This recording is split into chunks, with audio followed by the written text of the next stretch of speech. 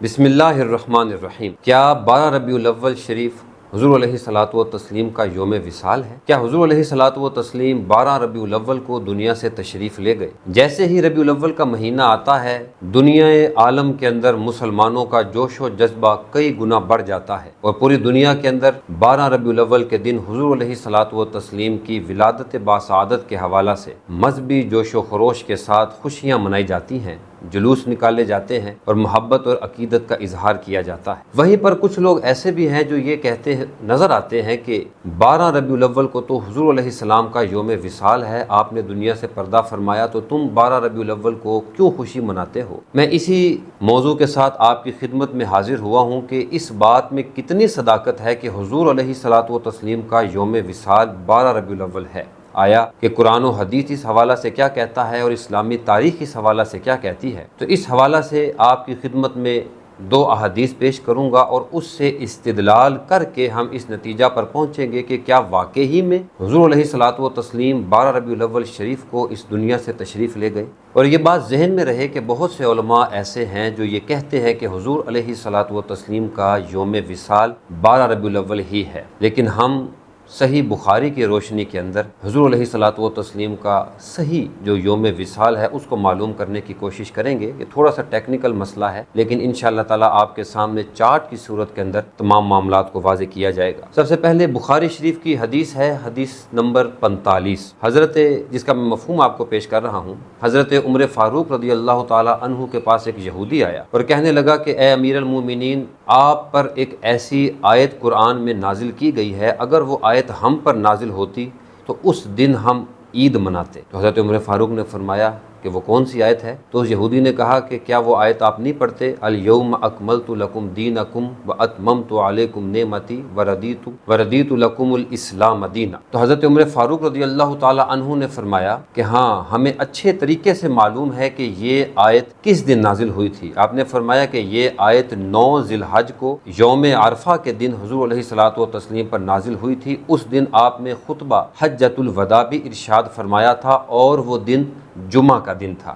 اس بات کو آپ نے ذہن میں رکھنا ہے کہ 9 ذی الحج جمعہ کا دن تھا۔ پھر بخاری شریف کی ہی دوسری حدیث ہے، حدیث نمبر 680، حضرت سیدنا انس بن مالک رضی اللہ تعالی عنہ آپ اس کے راوی ہیں۔ آپ فرماتے ہیں کہ وہ مرض جس مرض میں حضور علیہ الصلوۃ والتسلیم دنیا سے تشریف لے گئے، حضور علیہ السلام اس مرض میں تھے، اور حضور علیہ الصلوۃ والتسلیم کی جگہ پر حضرت ابو بکر صدیق رضی اللہ تعالی عنہ مسلمانوں کی امامت کروایا کرتے تھے۔ حدیث کا مفہوم ہے، آپ فرماتے ہیں کہ وہ دن پیر کا دن تھا، یعنی جسے سوموار بھی کہا جاتا ہے، وہ پیر کا دن تھا۔ حضرت ابو بکر صدیق صحابہ کی امامت کروا رہے تھے، تو حضور علیہ الصلوۃ والتسلیم نے اپنے حجرہ مبارک کا پردہ ہٹایا اور ہمیں دیکھنے لگے۔ تو صحابہ کہتے ہیں کہ حضور علیہ الصلوۃ والتسلیم کی پیشانی مبارک سے نور ایسے نکل رہا تھا، گویا کہ محسوس ہوتا تھا کہ حضور علیہ الصلوۃ والتسلیم کا چہرہ مبارک قرآن کا ورق ہے۔ اور صحابی کہتے ہیں کہ ہمیں یہ خدشہ ہونے لگا کہ اگر حضور علیہ السلام ہمیں اس طرح سے اور ہم حضور کو اس طرح سے دیکھتے رہے تو ہم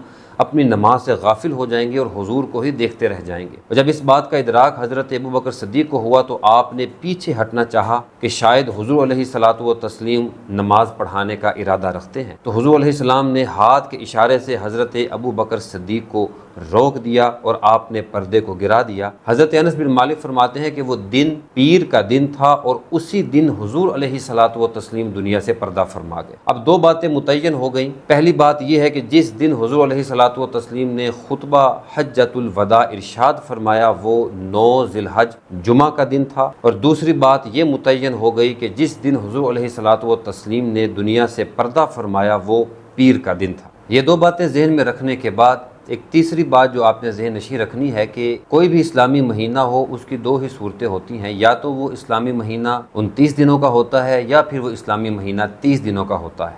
نہ تو کوئی اسلامی مہینہ 28 دن کا ہے، نہ ہی 31 دن کا ہے۔ اس تیسری بات کو آپ نے ذہن میں رکھنا ہے، اور اگر ہم اس ترتیب سے مہینوں کو تقسیم کر دیں تو کل 4 تقسیمات بنتی ہیں۔ وہ یوں ہے کہ ہم ذی الحج، محرم اور صفر، ان تینوں مہینوں کو 29 دنوں کا قرار دے دیں، یا پھر ہم ان تینوں مہینوں کو 30 دنوں کا قرار دے دیں۔ تیسری صورت یہ ہے کہ ہم ان میں سے ایک مہینے کو 29 کا اور 2 مہینوں کو 30 دن کا قرار دیں، اور چوتھا یہ ہے کہ ہم ایک مہینے کو 30 کا اور 2 مہینوں کو 29 دنوں کا قرار دے دیں۔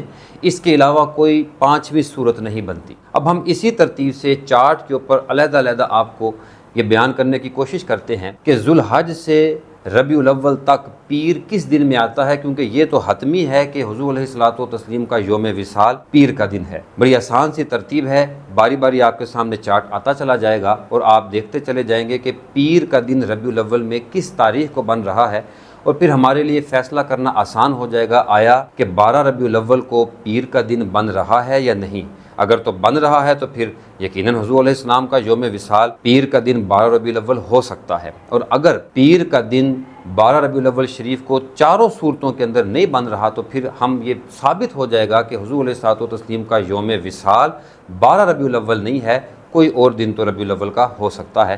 آئیے پہلی تقسیم دیکھتے ہیں کہ اگر ہم تینوں مہینوں کو یعنی ذو الحج، محرم اور صفر، ان تینوں مہینوں کو 29 کا قرار دیتے ہیں تو پھر پیر کے دن کون کون سے بنتے ہیں۔ 9 ذی الحج جمعہ کا دن ہے، اس سے آگے چلے جائیں تو پیر کا دن 12 ذی الحج، 19 ذی الحج اور 26 ذی الحج کو بنتا ہے۔ محرم میں آ جائیں 4، 11، 18، 25، صفر میں آ جائیں 3، 10، 17، اور ربیع الاول کی مہینہ میں دیکھا جائے تو پیر کا دن بنتا ہے 2 ربیع الاول کو، 9 ربیع الاول کو اور 16 ربیع الاول کو۔ تو اس اعتبار سے ایک تقسیم کے اعتبار سے تو پتہ چلا کہ حضور علیہ الصلوۃ والتسلیم کا یوم وصال چونکہ پیر کے دن ہے اور پیر کا دن 12 ربیع الاول شریف نہیں بنتا۔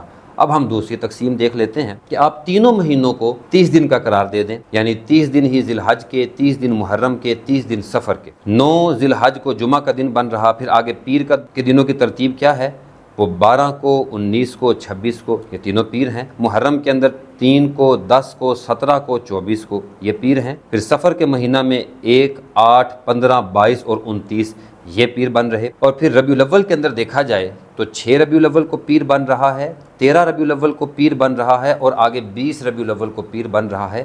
اس تقسیم کے اعتبار سے بھی ثابت ہوتا ہے کہ پیر کا دن 12 ربیع الاول شریف کو نہیں بن رہا، اور حضور علیہ الصلوۃ والتسلیم کا یوم وصال ان دونوں تقسیمات کے اعتبار سے 12 ربیع الاول نہیں ہے۔ اب آ جائیے تیسری صورت پر کہ ایک مہینہ 29 کا قرار دے دیا جائے اور 2 مہینے 30 کے قرار دے دیے جائیں۔ کوئی بھی آپ قرار دے دیں، بے شک آپ 2 مہینے پہلا اور آخری 30 کا قرار دے دیں، پہلے 2 30 کے قرار دے دیں یا آخری 2 30 کے قرار دے دیں، ترتیب ایک ہی رہنی ہے۔ تو ذی الحج کے اندر 9 ذی الحج کو جمعہ کا دن ہے، آگے پیر کے دنوں کی ترتیب کچھ یوں ہے۔ ذی الحج میں 12، 19 اور 26 یہ پیر کے دن ہیں۔ محرم کے اندر 4، 11، 18 اور 25 یہ پیر کے دن ہیں۔ صفر کے اندر 2، 9، 16، 23 اور 30 یہ پیر کے دن ہیں۔ اب ربیع الاول کے اندر 7 ربیع الاول کو پیر بن رہا ہے، آگے 14 ربیع الاول کو پیر بن رہا ہے، اور پھر 21 ربیع الاول کو پیر بن رہا۔ تیسری تقسیم کے اعتبار سے بھی پیر کا دن 12 ربیع الاول شریف کو نہیں بن رہا۔